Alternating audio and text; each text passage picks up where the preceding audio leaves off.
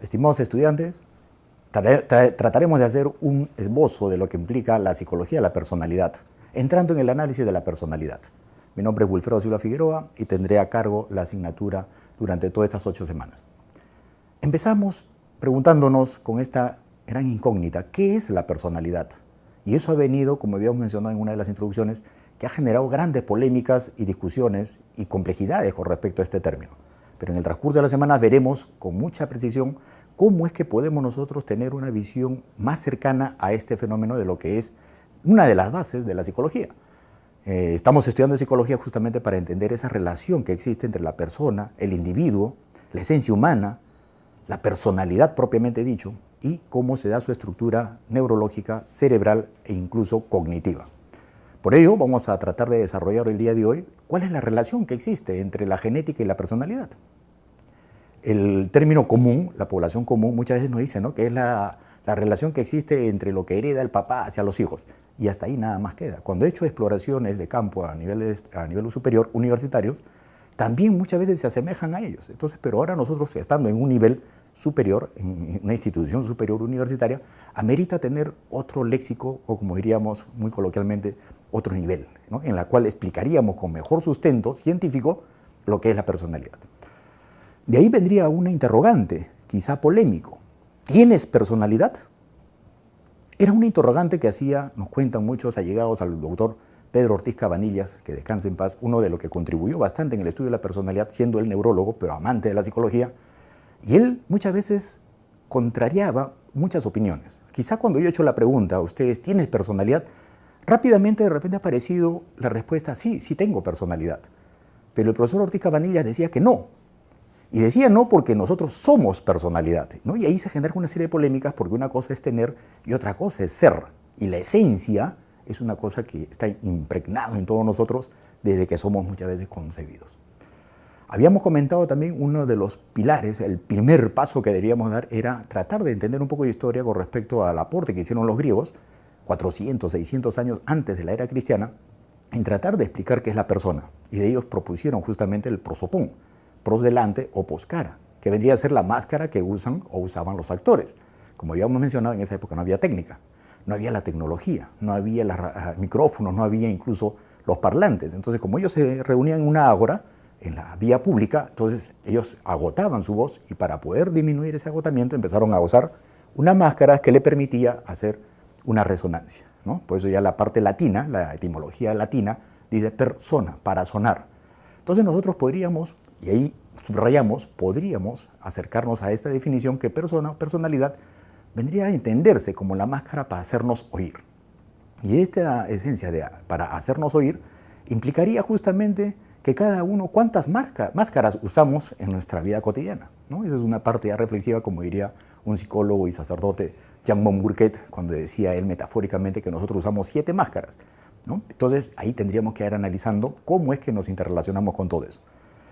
Por ello, hay algunos autores, en este caso, por ejemplo, Charback, que nos explica una aproximación con respecto a la personalidad, que vendría a ser una conjunción, unos elementos que se van a integrar. En este caso menciona temperamento y carácter, que por muchos años que temperamento se mencionó que era una parte biológica, era inmutable, que no podía cambiar o que no cambiaba, ¿no?, como la parte ya esencia de la estructura misma que venimos de fábrica. Pero ya siglo XX y muy particularmente siglo XXI, los estudios de la neurociencia están determinando que incluso la parte biológica cerebral está sufriendo cambios. La parte cromosómica, la parte genética, incluso también están habiendo cambios, que eso lo iremos viendo con algunas separatas que le proporcionaré para ir entendiendo este contexto actual, cómo es que se están dando esas visiones. Y no tiene nada de ilógico o de incoherencia, porque si nosotros vemos el cerebro dentro de la escala antropológica, veremos que el antropoide, ¿no?, cuando empezó a hacer todos sus procesos evolutivos y de desarrollo, si hacemos una comparación a nivel del cráneo y del cerebro, con respecto al cráneo y al cerebro, ya posteriormente del Homo sapiens, veremos que hay unos cambios no solamente anatómicos, estructurales, sino también funcional. Por lo tanto, cognitivo también están evidenciándose cómo es que vivían antes en cavernas y ahora estamos viviendo en todo un contexto de la sociedad propiamente dicha. Entonces, esta personalidad que no solamente ya se iba a ir integrando el temperamento y el carácter, sino que también habían unos patrones que iban a ser añadidos. Pero no es una cosa que sube o se añade así pragmática o mecánicamente uno tras otro, sino que es una cosa que se amalgama, que se integra, ¿no? Es como que yo a veces hago metafóricamente, digo, cuando tú agarras un cartón, una caja de crayolas o una caja de plastilina, ¿no? Entonces tú los agarras los diversos colores y lo empiezas a mezclar y ahí vas a ver toda una serie que se integran. Algo similar, un ejemplo muy brusco, pero algo similar sucede con todo nuestro ser. ¿Por qué? Porque ahí se van integrando, interrelacionando rasgos cognitivos, afectivos, emocionales, conductuales, procesos metabólicos y de los neurotransmisores. ¿Y por qué no hablar también incluso de todo este fenómeno de la globalización que implica la tecnología? Esta tecnología que está generando nuevas estructuras cognitivas, llámese pues el celular, la computadora, la internet, que la comunicación se está haciendo más acelerada, por lo tanto los procesos cognitivos también van a ser influenciados. Y esta característica de la personalidad se piensa y así se ha analizado que debe mantenerse por un prolongado tiempo, ¿ya? Debe haber algunos cambios mínimos, pero no son cambios abruptos como para decir, caramba, este individuo ya no es la persona que yo he conocido, ¿no? Hay cambios, indudablemente, pero la esencia, ese ser, la personalidad, debe mantenerse en un tiempo considerado. Veremos ahora una pincelada general de los grandes pensadores, ¿no?, dentro de la psicología propiamente dicho, cómo han venido aportando para poder entender este fenómeno, este constructo de la personalidad. Tenemos al padre del psicoanálisis, a Sigmund Freud.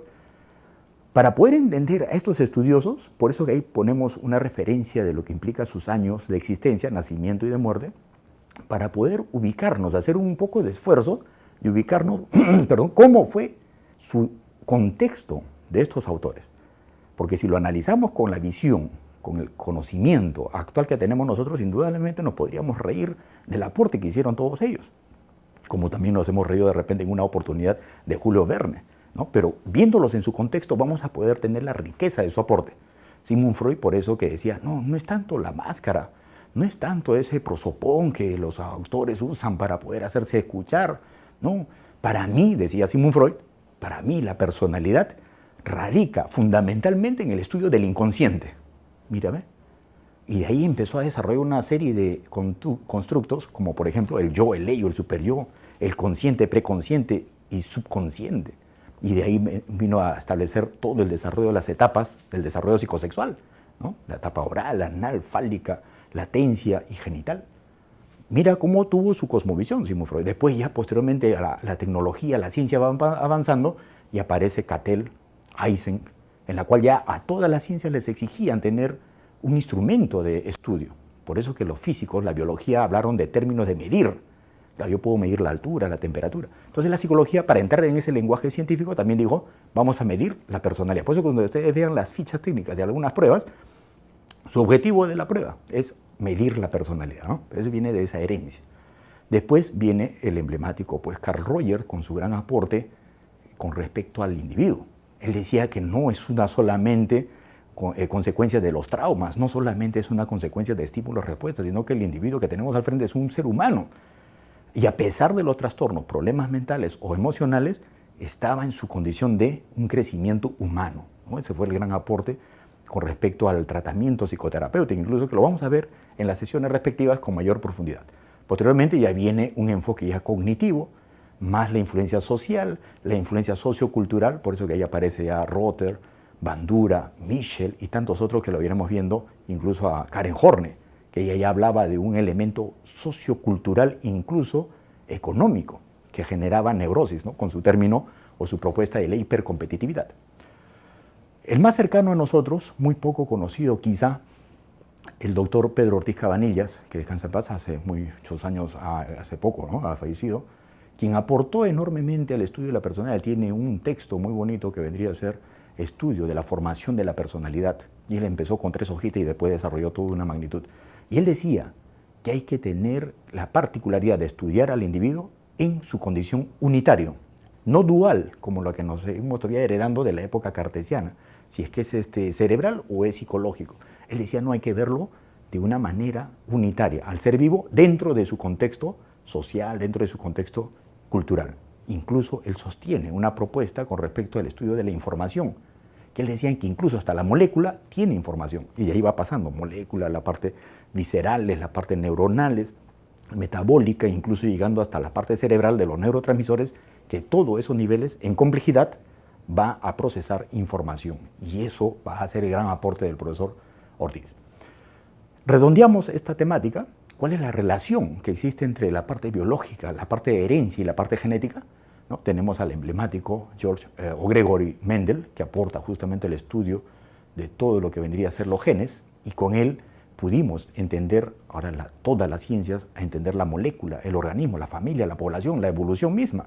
Por eso que hay unos genetistas que están estudiando la correlación entre padres violentos e hijos violentos, y están viendo el árbol genealógico que existen muchas veces correlación. No es la última palabra, pero son las descripciones que están dándose.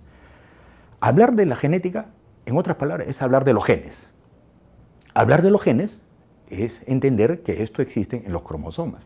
Y justamente ahí tenemos el diagrama, cómo es que papá y mamá, a través de estos cromosomas, que nosotros tenemos 23 pares, papá tiene 23 pares, mamá tiene 23 pares, y al momento de tener el coito, ¿no es cierto?, van a tener la posibilidad de fecundar. Una vez ahí es donde se genera el cigoto, donde incluye los 23 pares de cada uno, y este cigoto, esta nueva célula, hace un nuevo proceso, la meiosis, mitosis, ¿no?, que se van subdividiendo, y nuevamente genera este fenómeno denominado la replicación. Es una de las leyes de la genética. Hay muchas leyes, vamos a solamente centrar en esta acá, que es la replicación, que ahí es donde transmite biológicamente estos 23 pares, que el niño, ese nuevo ser, ese cigote, ese feto, ese embrión, ese feto y ese nuevo ser van a replicar sus 23 pares. Esta particularidad es una cosa que a mí no se me antoja. Simplemente son las leyes naturales o las leyes de la norma que establece que nosotros como condición humana tengamos estos 23 pares. No es que a mí me gusta el par, quiero tener 24, 28, 21. Porque si sucediese eso, habría una modificación, no solamente corporal, sino cerebral y por lo tanto psicológico, y mi percepción también se vería distorsionada. Por eso que ustedes recordaron, por ejemplo, el caso más emblemático, ¿no?, el que es más popular, la trisomía 21. ¿No? Ustedes ven ahí el par 21, pero en vez de haber par, aparece un nuevo cuerpo, un islote. Y eso, al aparecer, eso va a generar una característica típica del cuerpo, ¿no?, como lo que popularmente o vulgarmente se llamó por muchos años el síndrome de Down o los mongolitos, ¿no? Entonces tiene esa correlación, se altera un par y va a haber una característica típica físicamente, va a haber una característica cerebral, va a haber una característica típica cognitivamente, ¿no? Por eso que hay retraso cognitivo, hay una característica física, ¿no?, de los ojos achinados, la lengua gruesa, ancha, los dedos cortitos, las manos redondas. Entonces le da un prototipo, ¿no? Nosotros tenemos estos 23 pares y el último par es la que nos genera justamente ya el sexo, ya sea varón o sea mujer. Varón tendrá pues XY y la mujer tendrá sus XX, ¿no? Pero son las leyes, normas de la naturaleza. Así venimos, ¿no es cierto?, establecido. Si tuviéramos 48 pares, ya estaríamos igualándonos, por ejemplo, al chimpancé o al gorila, ¿no?, que tiene toda su estructura física y estructura cognitiva. Entonces, gracias a estos 23 pares, es que, o sea, me refiero, cuando tenemos estos 23 pares armónicamente bien establecidos, gracias a una buena alimentación del papá, una buena alimentación de la mamá, estos 23 pares van a desarrollar óptimamente, van a madurar óptimamente. Gracias a eso tendremos, lo que nos implica la imagen siguiente, justamente este desarrollo y la madurez del sistema nervioso embrionario, ¿no?, los 2 primeros meses, y después ya viene el desarrollo fetal. Y gracias a tener un buen sistema nervioso óptimo también, vamos a poder tener los 2 hemisferios bien desarrollados. Los surcos, las circunvoluciones, los lóbulos cerebrales también se van a desarrollar muy bien. Y muy particularmente, este lóbulo llamado lóbulo frontal, que es la última adquisición que tiene la esencia humana. Por eso que nos diferenciamos radicalmente de los animales superiores o los animales inferiores. Nosotros establecemos nuestra condición humana gracias no solamente al lenguaje, sino a procesar información, a hacer sociedad. Eso es lo que nos establece ya las últimas evidencias, los últimos estudios que estamos teniendo. Y dentro de este lóbulo frontal, la particularidad del lóbulo prefrontal, hoy, siglo XXI, se está estableciendo la estrecha relación con muchos componentes cognitivos, como control de impulsos, como planificación a futuro, corto plazo, largo plazo, incluso con la inteligencia y, muy particularmente, el lóbulo prefrontal tiene relación estrechísima con la personalidad, ¿no? Entonces, concluimos, ¿cuál es la relación que existe entre la herencia, la genética y la personalidad? En que teniendo un adecuado, óptimo, padres, papá, mamá, bien alimentados, van a tener la posibilidad de tener un embrión, un cigoto, un embrión, un feto, también con un desarrollo neurológico óptimo. Y si este niño tiene ese desarrollo óptimo, al nacer y al desarrollar toda su niñez, infancia, pubertad, adolescencia, va a tener un cerebro óptimo, particularmente un lóbulo frontal óptimo. En consecuencia, una personalidad equilibrada, una personalidad óptima. Subrayamos al final que eso indudablemente va a estar en condiciones también, si la parte externa, social, cultural, ¿no?, idiosincrasia que podamos tener también es óptima, todo esto va a desarrollar también en armonía. Muy bien, mis estimados estudiantes, acá les dejo algunas referencias para que ustedes puedan ir consultando, indagando, investigando, y en la cual nos permitirá de repente intercambiar muchas opiniones en las secuencias de nuestras sesiones que tendremos de aquí en adelante. Muchas gracias, nuevamente bienvenidos a nuestra asignatura Psicología de la Personalidad y trataremos de orientarlos en todas las perspectivas. Muchas gracias.